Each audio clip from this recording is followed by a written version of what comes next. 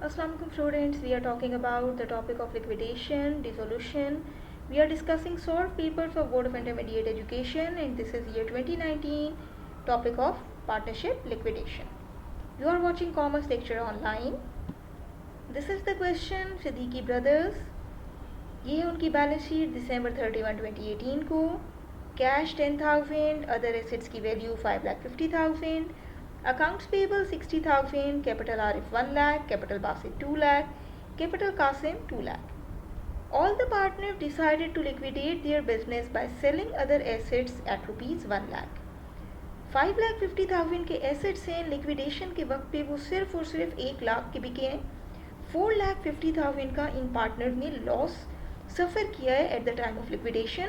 उनके एसेट्स उस वैल्यू पर नहीं बिके जितने के वो थे, फिर भी उन्होंने उसको बेच दिया और एक बहुत बड़े लॉस की अमाउंट पे सेल किया. दे पेड अकाउंट्स पेबल, जो कैश इन्होंने इससे रिसीव किया, सेकेंड स्टेप के तौर पे इन्होंने अपनी लाइबिलिटी यानी अकाउंट्स पेबल को पे किया. Partner Arif is personally insolvent. Insolvent का मतलब है कि पार्टनर के कैपिटल में जितना भी बैलेंस था इसका शेयर इन लॉस इस बैलेंस से भी ज़्यादा है और इस पार्टनर के पास और ज़्यादा कैश लाने के लिए भी अवेलेबल नहीं है. ऐसी सिचुएशन में हमेशा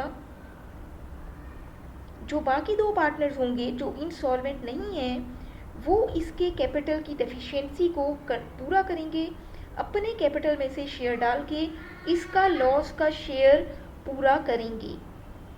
तो क्योंकि पार्टनर आरिफ इंसॉल्वेंट है, वो अपनी किसी डेफिशिएंसी को पूरा नहीं कर सकता, इसलिए ये दोनों पार्टनर्स इसकी डेफिशिएंसी को यानी कि लॉस के शेयर को कंपनसेट करेंगे. हमें क्या करना है, लिक्विडेशन प्रोसेस को रिकॉर्ड करना है in the form of journal. देखते हैं सबसे पहली एंट्री जिसमें हमने सेल ऑफ एसेट्स को रिकॉर्ड किया. 5.5 लाख के एसेट्स हमने डिस्पोज ऑफ किए, इसलिए वो क्रेडिट हो गए, हमने इनको सेल आउट कर दिया. कैश हमारे पास सिर्फ 1 लाख रुपया आया क्योंकि हमने एसेट्स को 1 लाख का सेल किया है. ये जो दोनों का डिफरेंस है, जो लॉस है, इसको हम रियलाइजेशन अकाउंट के नाम से एक टेम्परेरी अकाउंट में डेबिट करेंगे. जैसे कि हमने पहले बात की थी कि लिक्विडेशन के टॉपिक में ये अकाउंट यूज होता है temporarily to record the loss और gain on liquidation of assets. उसके बाद हमने जो लाइबिलिटी पे की पार्टनर्स ने, इस अवेलेबल कैश में से उस लाइबिलिटी को डेबिट और कैश को क्रेडिट कर दें. Third step as we are discussed कि जो भी रियलाइजेशन का गेन या लॉस है वो हमें पार्टनर्स में डिस्ट्रीब्यूट करना है. अगर पार्टनर्स को गेन देंगे तो पार्टनर्स का कैपिटल बढ़ेगा, अगर पार्टनर्स को लॉस देंगे तो पार्टनर्स के कैपिटल्स कम होंगे. Now is there any sharing ratio given in the question? We should see कोई रेशियो से रिलेटेड बातचीत नहीं है. When no ratio is given it means profit और loss is to be distributed equally. ये 4,50,000 का रियलाइजेशन लॉस हमने partners के कैपिटल में इक्वली ट्रांसफ़र कर दिया. तीनों पार्टनर्स को 1,50,000 शेयर को हमने रिकॉर्ड कर दिया, इनका कैपिटल डिक्रीज और रियलाइजेशन का ये जो टेम्परेरी अकाउंट हमने क्रिएट किया था ये क्रेडिट होने से क्लोज हो जाएगा. अब हम देखेंगे इन पार्टनर्स के कैपिटल की सिचुएशन क्या है. पार्टनर्स का कैपिटल अकाउंट रिक्वायरमेंट हो या नहीं हो, हमें बनाने से अंदाज़ा होता है कि कौन सा पार्टनर इंसॉल्वेंट हो रहा है और कौन सा नहीं हो रहा. तो हमने देखा कैपिटल बासित में 2 लाख रुपए ओपनिंग थे, इसको लॉस का शेयर हमने दिया 1,50,000, इसका मतलब अभी भी इसके कैपिटल में 50,000 हैं. कैपिटल कासिम की भी ऐसी सिचुएशन है, 2 लाख का कैपिटल था, 1,50,000 लॉस देकर भी इसके क्रेडिट बैलेंस ही बच रहा है. लेकिन अगर हम आरिफ का हाल देखते हैं तो इसका कैपिटल था 1 लाख और इसको हमने 1,50,000 का लॉस दिया, यानी इसका कैपिटल अकाउंट बजाय क्रेडिट बैलेंस शो करने के डेबिट बैलेंस शो कर रहा है. ऐसी सिचुएशन में डिसोल्यूशन में 2 सिचुएशंस हो सकती हैं. अगर पार्टनर सॉल्वेंट है, सॉल्वेंट का मतलब उसके पास घर पे और एसेट्स हैं, वो बिजनेस में और इन्वेस्टमेंट करने के काबिल है, वो अपने लॉस का शेयर फर्दर इन्वेस्टमेंट से पूरा कर सकता है. लेकिन अगर पार्टनर इनसॉल्वेंट है तो पार्टनर के पास कोई और एसेट्स नहीं है, उस सिचुएशन में उस पार्टनर का जो भी डेफिशिएंसी है, जैसे इसके पास ये 50,000 की जो कमी आ रही है लॉस को कंपनसेट करने के लिए, उसको दूसरे पार्टनर जो सॉल्वेंट हैं वो पूल करेंगे. तो अब क्योंकि ये इक्वल पार्टनर्स का केस है तो ये 50,000 की जो डेफिशिएंसी है वो हम बाकी दो पार्टनर यानी बासित और कासिम से उनके कैपिटल में से इसको दिलवाएंगे।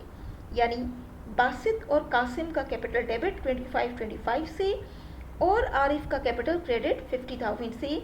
इस तरह आरिफ का कैपिटल अकाउंट क्लोज हो सकेगा। जो लॉस उसने सफ़र किया वो उसके अपने बैलेंस से और इन पार्टनर्स के दिए हुए बैलेंसेस से पूल हो जाएगा। तो इसी तरह हम इस एंट्री को रिकॉर्ड करेंगे कि जो 50,000 की डेफिशिएंसी आरिफ के कैपिटल में है उसे बासित और कासिम ने अपने कैपिटल में से हाफ हाफ शेयर करके इसको दिया। इस वजह से बासित और कासिम का कैपिटल लॉस मिलने और आरिफ के कैपिटल में अमाउंट कंट्रीब्यूट करने की वजह से कम हुआ।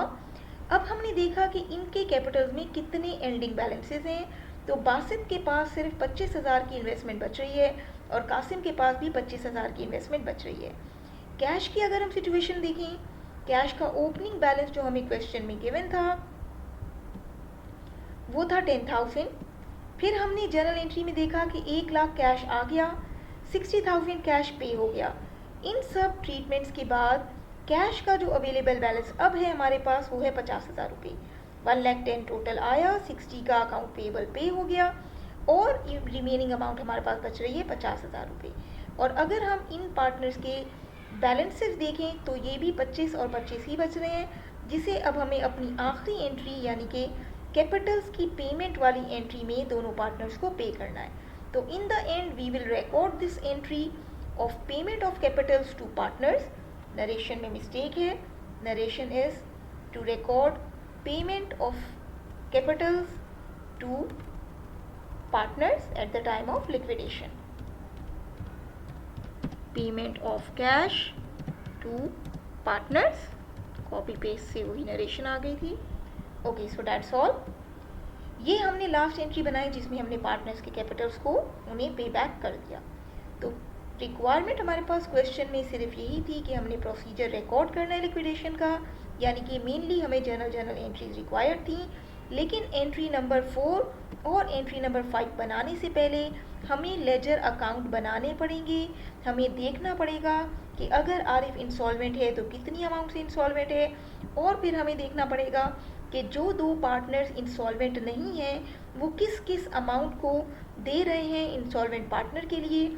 और हमें देखना पड़ेगा कि जो पार्टनर्स को अब कैश पे करना है उनके कैपिटल्स में क्या सिचुएशन है बैलेंस की, और हमें वेरीफाई करना पड़ेगा कि क्या अवेलेबल कैश भी उतना ही है फर्म के पास या नहीं। तो this is how the rough work of ledger accounts will help you to accurately determine the journal entries for the procedure of liquidation. That's all about paper 19. Like the video, share the video, subscribe the channel for more informative videos. Thanks for watching.